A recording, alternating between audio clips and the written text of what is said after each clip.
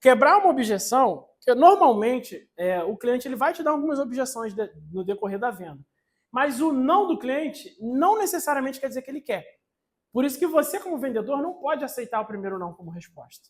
Você precisa entender o que existe por trás daquele não.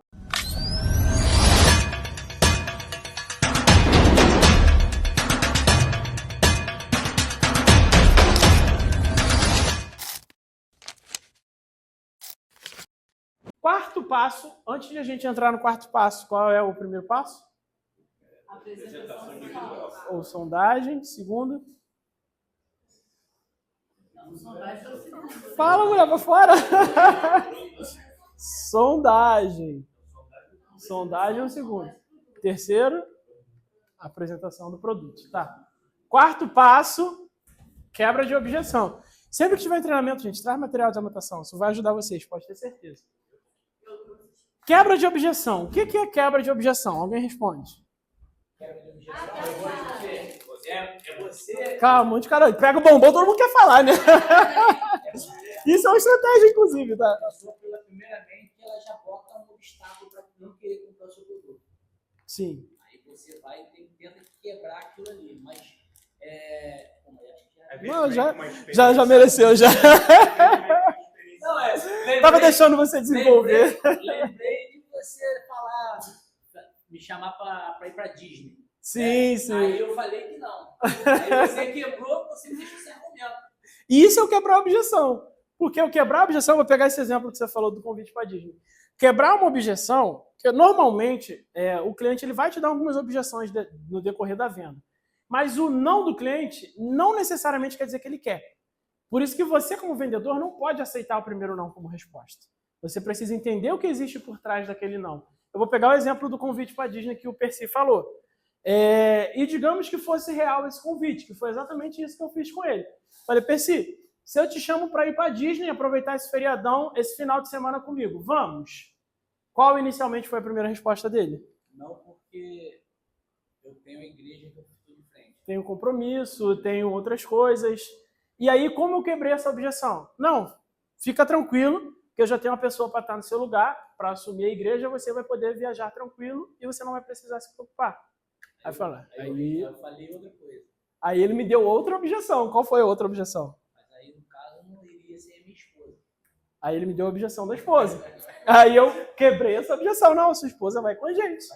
Aí eu não tenho como dizer que não. Se ela souber que eu neguei, ela vai querer me bater. Isso é o quebrar a objeção. Ele me deu um não inicialmente, mas não quer dizer que ele não queira ir. E ele não poderia me dar várias outras objeções. Estou sem dinheiro, tal outra coisa. E conforme você vai quebrando as objeções, você deixa o cliente sem opção. Isso é o quebrar a objeção. E na maioria das vezes, a primeira objeção que ele te dá não é a objeção verdadeira.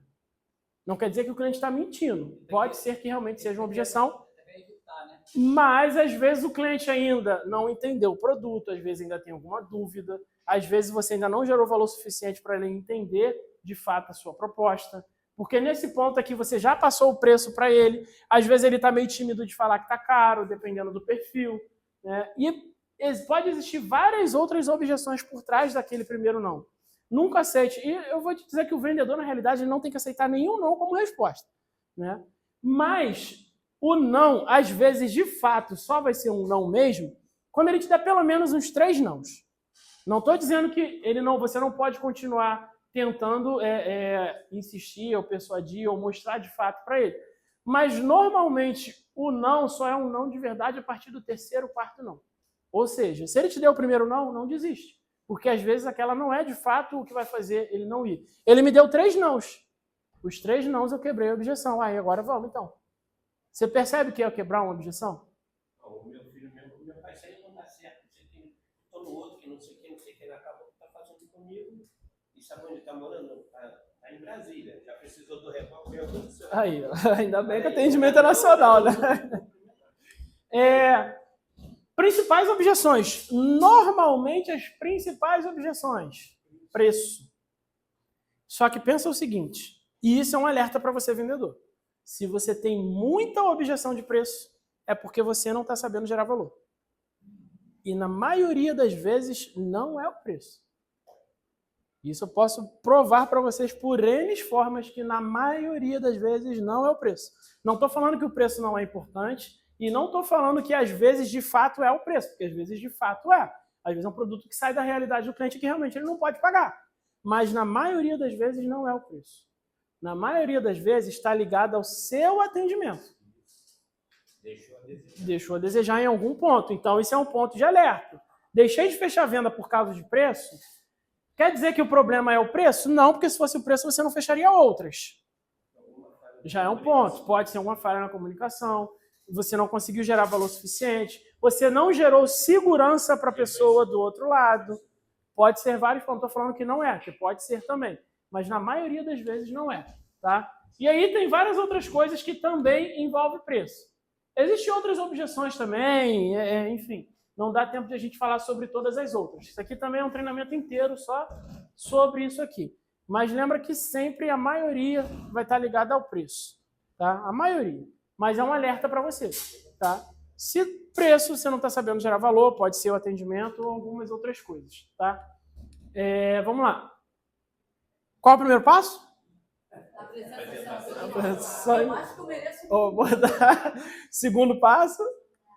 Sondagem. Terceiro passo? Apresentação do produto. Quarto passo? Quebra de objeções. Quinto passo, fechamento.